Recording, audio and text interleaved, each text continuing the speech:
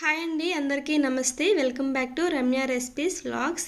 ఈరోజు వీడియోలో వినాయక చవితి దగ్గరికి వచ్చేస్తుంది కదండి. వినాయకుడికి ఎంతో ఇష్టమైన ఉండ్రాళ్ళ పాయసం ఎలా ప్రిపేర్ చేసుకోవాలో చూపించబోతున్నాను. చాలా సింపుల్గా ప్రిపేర్ చేసుకోవచ్చు. చాలా టేస్టీగా కూడా ఉంటుందండి. తప్పకుండా ఈ వీడియో చివరి వరకు చూడండి. దీనికోసం ముందుగా స్టవ్ ఆన్ చేసి ఒక కళాయి పెట్టుకొని 2 టేబుల్ స్పూన్ల నెయ్యి వేయాలి.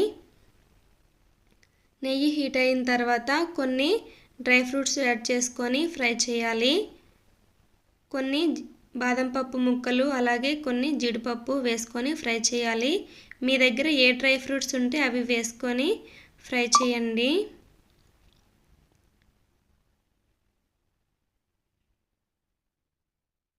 ఇవి లైట్గా ఫ్రై అయిన తర్వాత ఒక బౌల్లోకి తీసుకొని పక్కన పెట్టుకోవాలి. నేను ఇందులో కొన్ని సేమియా యాడ్ చేస్తున్నానండి. మీకు ఇష్టం లేకపోతే స్కిప్ చేసేయచ్చు. దాని ప్లేస్లో శనగపప్పు అయినా సగ్గుబియ్యం అయినా యాడ్ చేసుకోవచ్చు. ఇప్పుడు అదే నెయ్యిలో 1 టేబుల్ స్పూన్ సేమియా యాడ్ చేసుకొని ఫ్రై చేయాలి. శనగపప్పు సగ్గుబియ్యం యాడ్ చేసినట్టయితే శనగపప్పు ముందుగా నానబెట్టుకొని తర్వాత వాటర్ వేసుకొని ఉడకబెట్టుకునేటప్పుడు వేసుకోవాలండి. కొంచెం డిఫరెంట్గా ఉండడం కోసం సేమియా యాడ్ చేస్తున్నాను. సేమియా ఇలా ఫ్రై అయిన తర్వాత పక్కకు తీసుకోవాలి. అదే ప్యాన్లో 1 కప్పు వాటర్ వేసుకోవాలి. తర్వాత 1 టేబుల్ స్పూన్ బెల్లం వేయాలి. బెల్లం పూర్తిగా కరిగే వరకు కరిగించుకోవాలి. బెల్లం కరిగిపోయింది చూడండి. ఇప్పుడు ఇందులోకి 1 కప్పు బియ్యపిండి వేసుకోవాలి. ఇందులోకి పొడి బియ్యపిండి వాడాలండి. మీరు తడి బియ్యపిండి వాడినట్టయితే వాటర్ కొంచెం తగ్గించుకోవాలి. పిండి వేసుకున్న తర్వాత స్టవ్ ఫ్లేమ్ సిమ్లోకి అడ్జస్ట్ చేసుకొని పిండి నీరు బాగా కలిసేలా కలుపుకొని ఉడికించుకోవాలి.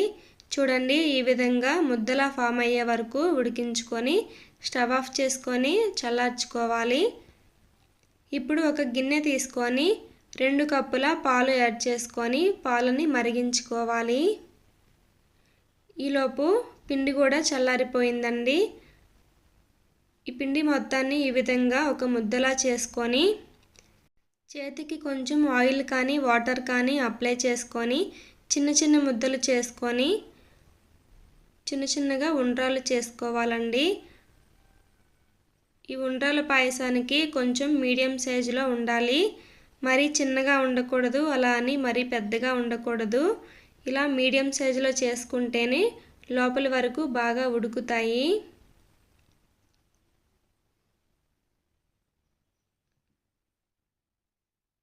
ఇలానే ఉండ్రాలు మొత్తాన్ని ఉండ్రాలుగా చేసేసుకోవాలి. లాస్ట్లో కొంచెం పిండిని ఉంచుకోవాలండి. చూడండి, ఈ విధంగా ఒక చిన్న నిమ్మకాయ సైజ్ అంతా పిండి ఉంచుకుంటే సరిపోతుంది. ఇప్పుడు ఈ పిండిని ఒక బౌల్ తీసుకొని బౌల్లో వేసుకొని 1/2 కప్పు వరకు వాటర్ యాడ్ చేసుకొని ఉండలేమీ లేకుండా బాగా నలుపుకోవాలి.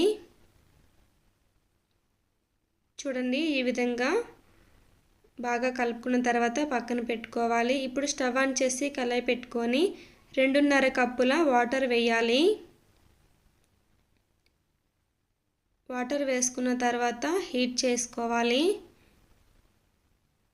ఇప్పుడు అదే వాటర్లో 1 టేబుల్ స్పూన్ చిన్న ముక్కలుగా కట్ చేసుకున్న కొబ్బరి ముక్కల్ని అలాగే ముందుగా ఫ్రై చేసి పెట్టుకున్న సేమియాని వేసుకొని ఒక 2-3 నిమిషాల పాటు ఉడికించుకోవాలి.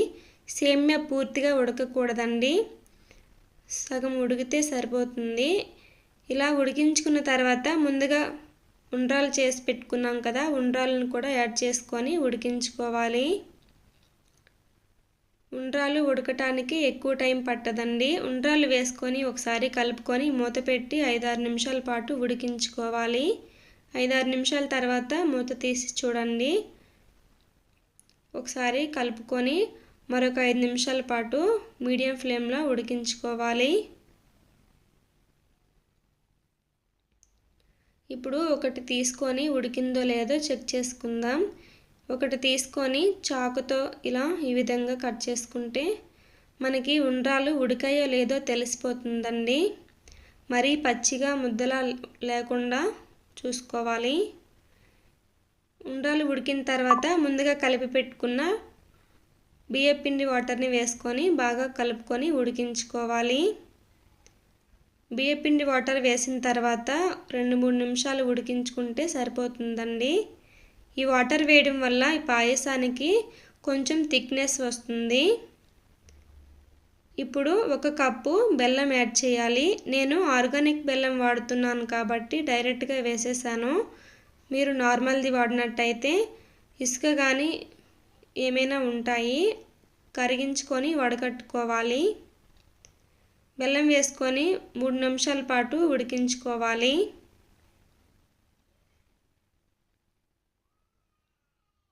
చూడండి, కొంచెం థిక్ కన్సిస్టెన్సీకి వచ్చే వరకు ఉడికించుకోవాలి.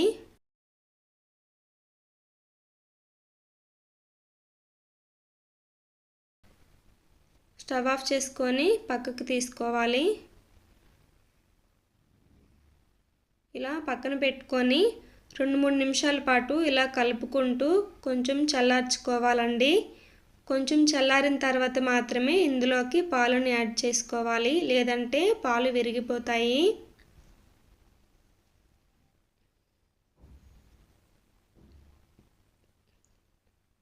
కొంచెం చల్లారిన తర్వాత 1 కప్పు పాలను తీసుకొని ఇందులో యాడ్ చేసుకొని బాగా కలుపుకోవాలి.